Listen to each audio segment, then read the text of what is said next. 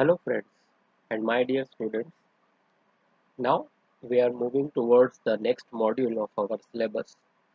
Let me clear one thing. These questions they are helpful for the microwave engineering EXTC branch semester 7 subject, strictly for the syllabus of EXTC branch Mumbai University. But also if the syllabus of any students match with this syllabus, then you can also use these questions. Okay, so syllabus for this module number 2, that is waveguides and passive devices. Syllabus is rectangular and circular waveguide, construction, working and mode analysis. Resonators, reentrant cavity, T's, इसके अंदर hybrid T, E plane T, H plane T, then hybrid ring, जिसको हम लोग rat race भी बोलते हैं, and directional coupler, phase shifter, termination, attenuator, Faraday devices such as isolator, gyrator and circulator. Ferrite devices मतलब जो कि फैराडे रोटेशन पे डिपेंड करते हैं, non reciprocal devices. So I hope you guys have studied well in this chapter because this is the one of the most important chapter of our syllabus. तो exam में सबसे ज़्यादा question हम लोग ये चैप्टर से ही एक्सपेक्ट कर सकते हैं, सब्जेक्टिव में भी और एमसीक्यूज में भी. Okay, so let's have a quick revision of our syllabus. मतलब जो भी मैंने नाम बताया क्या क्या था इसमें, और फिर उसके बाद देखेंगे हम लोग किस टाइप के क्वेश्चंस पूछ सकते हैं, numerical as well as conceptual. Okay, so सबसे पहले देखते हैं कुछ important equations related to the rectangular waveguide. Cut off wave number kc. The equation is root m pi a square plus n pi by b square. It is also equal to omega c root mu epsilon. Cutoff frequency fc 1 upon root mu epsilon under root M square upon A square plus N square upon B square. यहाँ पे अगर हम free space की बात करें तो ये 1 upon mu not epsilon also replaced by C. Okay, so यहाँ पे अगर स्पेसिफिक किसी मोड की बात करें तो एम और एन का वैल्यू रख के we can modify the equation. Similarly we have phase constant, that is beta g, guide phase constant equation. Then next equation is impedance Zg. Zg को हम लोग कैलकुलेट कर सकते हैं by the ratio of electric field and magnetic field, and also it can be calculated in terms of characteristic impedance. So characteristic impedance divided by root 1 minus fc by f whole square, then you will get the impedance for rectangular waveguide. Okay, so rectangular waveguide in TE mode का equation ये है, यहाँ पे जो हम पढ़ रहे हैं equation. So guide wavelength, this is the equation, lambda divided by root 1 minus fc by f whole square. So this root 1 minus fc by f whole square, ये एक फैक्टर रहता है जिसको हम कोई भी पैरामीटर को इससे डिवाइड करेंगे तो we will get the parameter for this T mode. Okay, तो यहाँ पे कैरेक्टरिस्टिक इम्पिडेंस को डिवाइड किया तो इम्पिडेंस मिल गया टी मोड का. गाइड वेवलेंथ को एक्चुअल रेजोनेंट वेवलेंथ से डिवाइड कर दिया. गाइड वेलोसिटी चाहिए तो फेज वेलोसिटी को इससे डिवाइड कर देंगे तो we will get wave guide का वेलोसिटी. तो एवरीथिंग, तो याद रखो ये जो फैक्टर है ये बहुत इंपॉर्टेंट है इसके लिए. Now it's time to check T M mode equations. Okay, तो टी एम मोड के इक्वेशन क्या है? अभी जो हम लोग इक्वेशन अभी ऊपर पढ़े थे वो सारे थे टी मोड के लिए. Now it is transverse magnetic mode. Cut off frequency same equation, कोई चेंज नहीं है. Phase constant same equation. Guide wavelength same equation. Guide velocity same equation. Change कहाँ पे होगा? Guide impedance. बिकॉज इम्पिडेंस जो होता है it is the ratio of electric field and magnetic field. तो टी मोड में जो फील्ड कंपोनेंट्स है वो अलग होते हैं और टीएम मोड में जो फील्ड कंपोनेंट होता है वो अलग होता है, इलेक्ट्रिक फील्ड और मैग्नेटिक फील्ड. तो यहाँ पे सब जगह ये फैक्टर डिवाइड हो रहा था, बट इसमें ये फैक्टर यहाँ पे मल्टीप्लाई हुआ है. ओके, तो ये चीज़ याद रखना कि टीएम मोड में कैरेक्टरिस्टिक इम्पिडेंस में मुझे ये फैक्टर मल्टीप्लाई करना है. ओके, बाकी ये सारे इंपॉर्टेंट इक्वेशंस हैं जो आपको किसी भी न्यूमेरिकल में यूज़ हो सकते हैं. हो सकता हो एग्ज़ाम में एक 10 मार्क्स का न्यूमेरिकल मिल जाए आपको, या फिर हम लोग एमसीक्यू के टाइम पे छोटे छोटे क्वेश्चन सॉल्व कर सकते हैं by using these equation. After that, these are the equations which is related to the circular waveguide. तो हमारे पास रेक्टेंगुलर वेवगाइड का हो गया, now we have circular waveguide. Phase constant, cut off wave number, cut off frequency, guide velocity, guide wavelength and guide impedance. यहाँ पे एक नया चीज देखने को मिला है, that is X dash N P, that is related to the first order और सेकेंड ऑर्डर बेसल फंक्शन रहता है।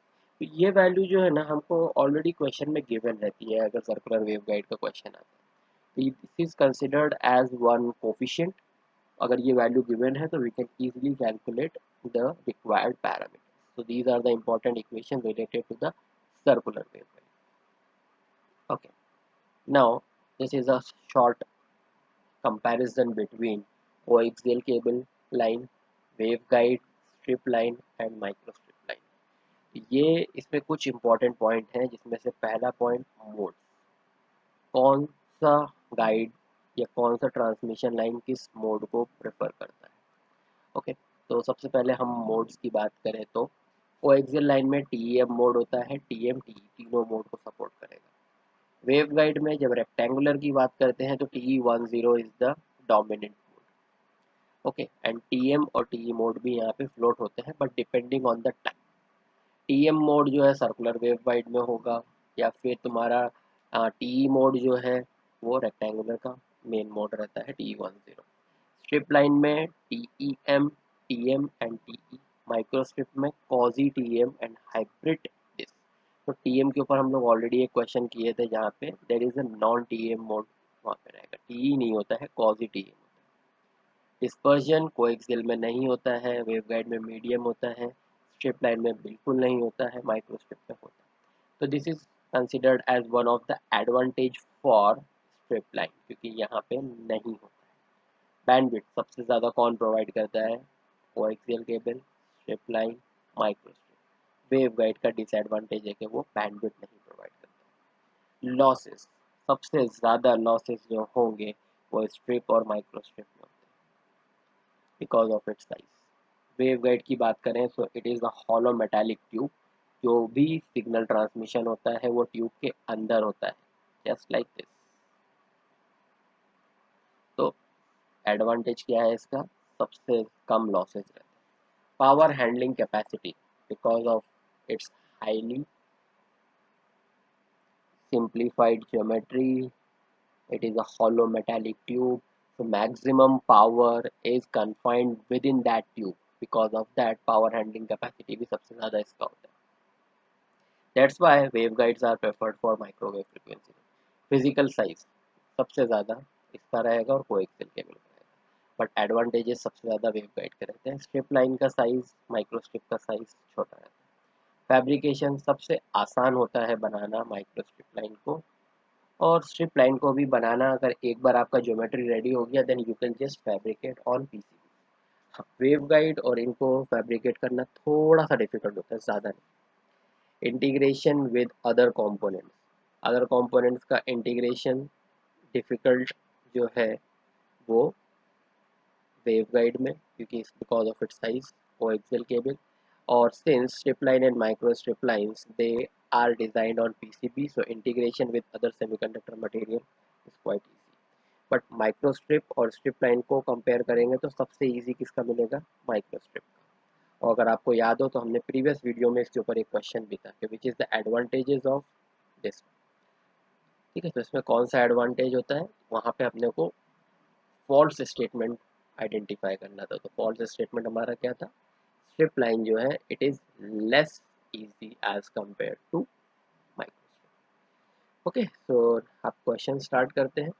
अभी हम लोगों ने ऊपर इक्वेशंस पढ़ के आए हैं। सबसे पहला क्वेश्चन हमारा इक्वेशन पे बेस्ड है। यहाँ पे for 2 centimetre cross 4 centimetre for rectangular waveguide. Rectangular waveguide की अगर बात करेंगे तो इसके ये दो डायमेंशन होते हैं, छोटा वाला डायमेंशन बी, बड़ा डायमेंशन ए। अपने क्वेश्चन में वैल्यू दिया है 4 centimetre and 2 centimetre rectangular waveguide का। So which is filled with dielectric constant epsilon R. So basically हमको करना क्या है, ये एप्सिलॉन आर का वैल्यू लेना है। इक्वेशन हमारे पास है, सारे इक्वेशन में वैल्यू रखो। हमको सॉल्व किसके लिए करना है, T10 तो T10 का मतलब क्या हुआ, TEMN, this is the generalise. तो m का वैल्यू कितना है 1, n का वैल्यू कितना है 0। Just put all the values in the equation, cut off frequency का डायरेक्ट इक्वेशन है, you will get the solution 2.50 GHz is the correct answer. Okay, now the second, the dominant mode for rectangular waveguide। ये एक छोटे बच्चे को भी पता होगा, जिसने भी ये चैप्टर पढ़ा है उसको पता है डोमिनेंट मोड रेक्टेंगुलर वेवगाइड का क्या होता है। हर एक क्वेश्चन में आपको ऐसे गिवन रहता है, ठीक है। तो TE10 is the dominant mode। Then it is observed that only with dimension a की बात कर रहे हैं, that is length in rectangular waveguide can be used to determine of the dominant mode। कौन से फैक्टर को, रेजोनेंट फ्रीक्वेंसी कैलकुलेट करते हैं, नहीं। कट ऑफ फ्रीक्वेंसी, हाँ। Latency frequency, delay frequency, no. Cut off frequency. अगर ध्यान से देखो तो ये तीनों क्वेश्चन एक ही टॉपिक पे बेस्ड है। यहाँ पे डोमिनेंट मोड सेकंड क्वेश्चन का आंसर ही दे दिया है। यहाँ पे रेक्टेंगुलर वेव डोमिनेंट मोड आ गया। यहाँ पे कट ऑफ फ्रीक्वेंसी कैलकुलेट करना है, तो यहाँ पे बता दिया है कि ए यूज होता है for the calculation of cut off frequency. B zero क्यों हो जाता है, because N is equal to 0। Question number 4, hybrid ring is also known as, hybrid ring बोला है, हाइब्रिड टी नहीं है। अगर हाइब्रिड टी होता तो उसका आंसर होगा magic T. Hybrid ring T junction नहीं होता है। हाइब्रिड रिंग एक रिंग फॉर्म में है, डायरेक्शनल कपलर भी नहीं होता है, फेज शिफ्टर भी नहीं होता है। It is a rat race circuit. Rat race circuit की अगर बात हो, अगर किसी ने रैट रेस देखा हो तो वो कुछ इस तरह से रहता है, एक केज की तरह होता है जिसके अंदर रैट को छोड़ दिया जाता है और रैट इस तरह से भागता रहता है और वो केज घूमता रहता है। तो ये हाइब्रिड रिंग है, इसमें मल्टीपल पोर्ट्स होते हैं और ये सर्कुलर शेप में होता है, तो इसके लिए इसको रैट रेस सर्किट बोलते हैं। बाकी डिटेल में आपने सिलेबस में पढ़ा होगा। Toroidal cavity, radial cavities are example of reentrant cavity, बाकी किसी का एग्जांपल नहीं। Circulator allow signal to propagate in which port. Circulator का काम क्या होता है, अगर हम सर्कुलेटर की बात करें तो सर्कुलेटर कुछ इस तरह से होता है। मतलब यहाँ पे सिग्नल जो है वो पोर्ट 1 से पोर्ट 2 में जाएगा, पोर्ट 2 से पोर्ट 3 में जाएगा, पोर्ट 3 से पोर्ट 4 में जाएगा, ऐसा ऐसा ऐसा ऐसा, और किसी पोर्ट में नहीं जाता है। तो इसका आंसर क्या हो गया, next adjacent. Okay, so if we are using hollow waveguide with the value of dielectric constant, if we are using hollow waveguide, the value of dielectric constant will be, मतलब ये हमसे पूछना चाह रहा है कि एप्सिलॉन आर का क्या वैल्यू होगा if the waveguide is hollow. तो वेवगाइड इज हॉलो मतलब ये क्या हुआ, फ्री स्पेस हो गया, अंदर कुछ भी नहीं है, कोई dielectric, and we know that free space के लिए एप्सिलॉन आर का वैल्यू 1 होता है।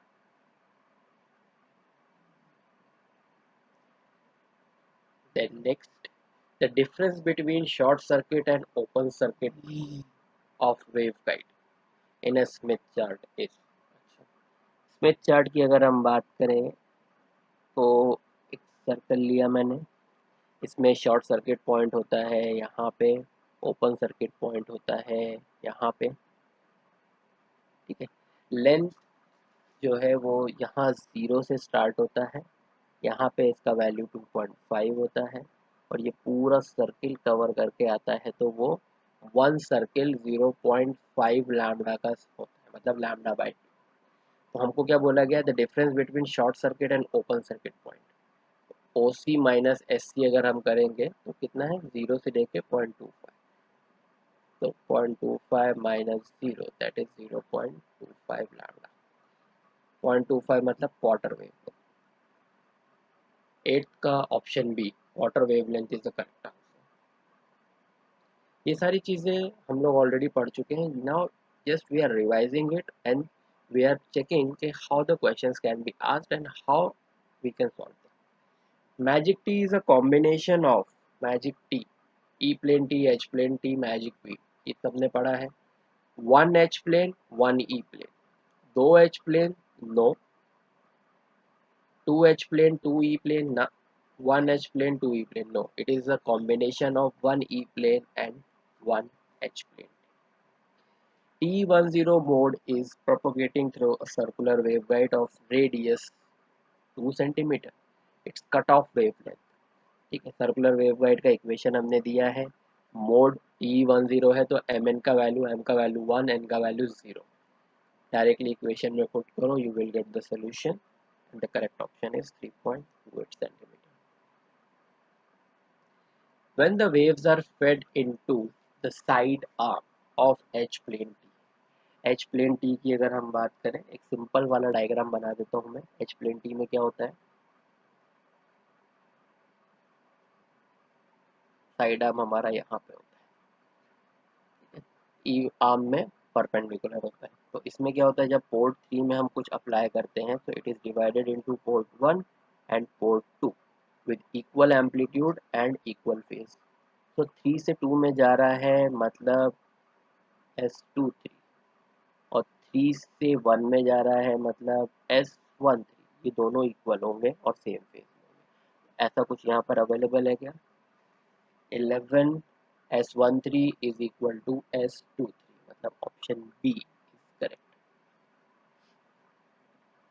The modes of propagation supported by rectangular waveguide is. कौन कौन से मोड को सपोर्ट करता है वेवगाइड? हमारा जो रेक्टेंगुलर वेवगाइड है ना, वो TEM मोड को सपोर्ट नहीं करता है, बाकी दोनों को सपोर्ट करेगा. मतलब TM और TE दोनों को करता है. TEM मोड नहीं होता है. अभी हमने जो वहाँ पे पढ़ा था एक कंपैरिजन, उसमें बताया था preferred mode. Dominant mode of a waveguide is defined as. एक सिंपल सा डेफिनेशन है, मैं एक बार वापस से रिवाइज करा देता हूँ. Dominant mode of a waveguide is defined as the mode having lowest cut off frequency, और in other word having highest cut off wavelength. तो यहाँ पे क्या दिया है, mode with the lowest cut off frequency, highest cut off frequency. TEM called dominant mode? No. Mode with lowest wavelength? No. Wavelength high होना चाहिए और frequency low, तो frequency lowest means option A is correct. Next question number 14. The cutoff frequency for the dominant mode in TE mode propagation for a rectangular waveguide of dimension. Calculate करना है cut off frequency dominant mode. TE mode में dominant क्या होता है, TE10 mode. ठीक है, तो direct equation use करेंगे. कट ऑफ फ्रीक्वेंसी FC का 0.375 gigahertz is the correct option. सारे इक्वेशंस मैंने स्टार्टिंग में बताए हैं, वहां से इक्वेशन यूज करते जाओ, you will get the solution of every numerical. Isolation of a directional coupler is a measure. Isolation basically हम किसके बीच में मेजर करते हैं वो पूछ रहे हैं यहाँ पे. Power delivered to the uncoupled port, power delivered to the coupled port, power delivered to the second port, power delivered to the received port. Power अगर कपल्ड पोर्ट पे जाएगा तो कपलिंग फैक्टर होता है. आइसोलेशन कहाँ पे, जो पोर्ट कपल नहीं है, मतलब वहाँ पे आइसोलेशन प्रोवाइड किया गया है, फिर भी अगर पावर वहाँ पे पहुँचता है तो we measure the uncoupled port कि इनके बीच में आइसोलेशन कितना है. तो correct option is option A. Gyrator is a device that produces phase shift of how much degree. Gyrator और आइसोलेटर दो चीज़ें हम पढ़ते हैं. गायरेटर में एक तरफ अगर जा रहा है तो there is a phase shift of 180 degree, in the reverse direction there is no phase shift of 180 degree. Then next question number 17. If a rectangular waveguide in which A is equal to 4B, the cutoff frequency for TE mode is 8 GHz. Calculate the cutoff frequency for TE01. ठीक है, कुछ नहीं है, दो अलग अलग cases दिए हैं. एक बार हम यहाँ पे TE10 लेंगे और एक बार जो है TE01 लेंगे. मेन थिंग हमको करना क्या है, एक्सप्रेशन रखना है कट ऑफ फ्रीक्वेंसी का. यहाँ पे n का वैल्यू 1, n का वैल्यू 0, यहाँ पे m का वैल्यू 0 और n का वैल्यू 1. ठीक है, और a और b के बीच में रिलेशन दिया हुआ है. That's it. वेवगाइड इसमें a is equal to 4b. तो ए की जगह पे बी और बी की जगह पे ए यू कैन इजीली पुट। यहाँ भी आपको ए के टर्म्स में एक्सप्रेशन है तो हम बी की जगह पे a/4 यूज़ कर सकते हैं, और अगर सिर्फ ए चाहिए तो 4 भी यूज़ कर लो। तो वो वैल्यू रखेंगे तो you will get the cut off frequency for TE01 mode. इसमें से हमको दिया हुआ है फ्रीक्वेंसी, तो यहाँ से अपने को करेक्ट एक्सप्रेशन मिल जाएगा ए और बी का वैल्यू, और वो जो भी ए और बी का वैल्यू होगा वो यूज़ करके हम ये निकाल लेंगे। ओके, तो ये रिलेशन यूज़ करके यू कैन सॉल्व। तो आपको आंसर मिलेगा 16 गीगाहर्ट्ज़, उससे डबल आएगा क्योंकि यहाँ पे ये जो वैल्यूज़ हैं ये इसका 4 टाइम्स दिया हुआ है और वो स्क्वायर में रहता है। डायरेक्टली कोई ऑब्जर्वेशन करने की ज़रूरत नहीं है, ए इज इक्वल टू 4 भी रखेंगे, सॉल्व करेंगे, उससे ए और बी का वैल्यू मिलेगा क्योंकि फ्रीक्वेंसी गिवन है, और दूसरे केस में ए और बी का वैल्यू रख के frequency calculate. In a circular waveguide dominant mode, circular waveguide में डोमिनेंट मोड होता है TE11, बिकॉज वहाँ पे जीरो वाला मोड काम ही नहीं करता, कोई भी जीरो नहीं चाहिए, स्टार्ट ही 1 से होता है। Define cut off frequency in rectangular waveguide, highest frequency propagate through the waveguide, lowest frequency propagate through the waveguide, बाकी दोनों तो कोई काम के है नहीं, it is the lowest frequency which is propagating through the wave।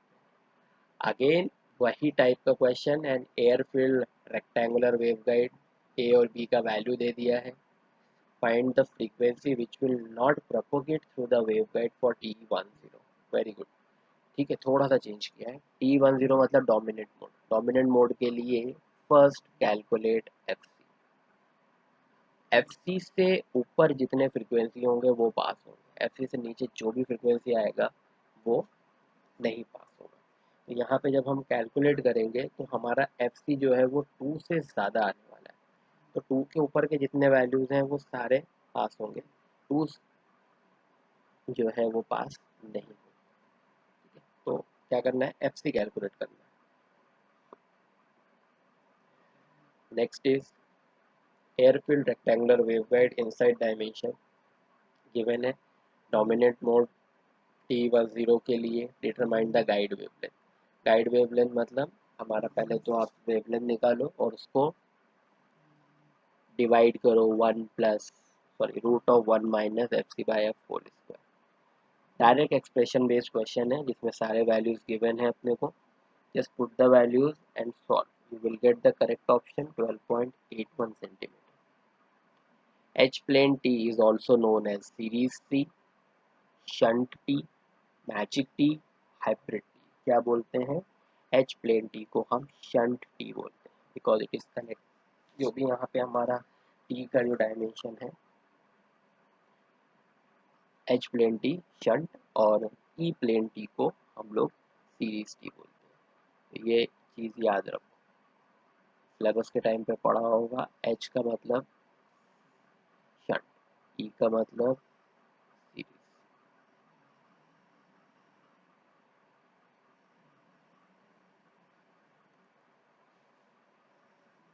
Okay, then in waveguide what is degenerate mode. Degenerate mode की बात करते हैं तो degenerate modes are those which are having same cutoff frequency but different field distribution। मतलब जो हमारे field के equation है वो अलग होंगे बट उनका कट ऑफ फ्रीक्वेंसी सेम आएगा। तो ऐसा कुछ यहाँ पे दिया हुआ है क्या, different cut off frequency same field distribution, no, different cut off frequency different distribution नहीं, same frequency same, no, same frequency but different field distribution, this is the correct one।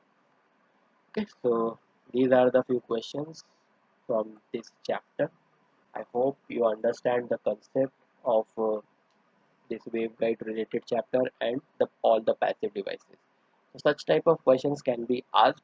Numerical can you can expect based on small calculation of cutoff frequency, wavelength, direct equation based numerical 2 marks के लिए आना है तो वैसे ही type के numerical आएंगे, बड़ा calculation नहीं आएगा। ओके, तो we are done with this chapter. Now in the next video we will discuss the third module that is based on microwave tubes. तो हमारा सिलेबस हमारे सामने है, ये सिलेबस के हिसाब से पढ़ाई करो, कंसेप्ट पढ़ो, you will able to solve each and every MCQ related to this topic. Okay, thank you.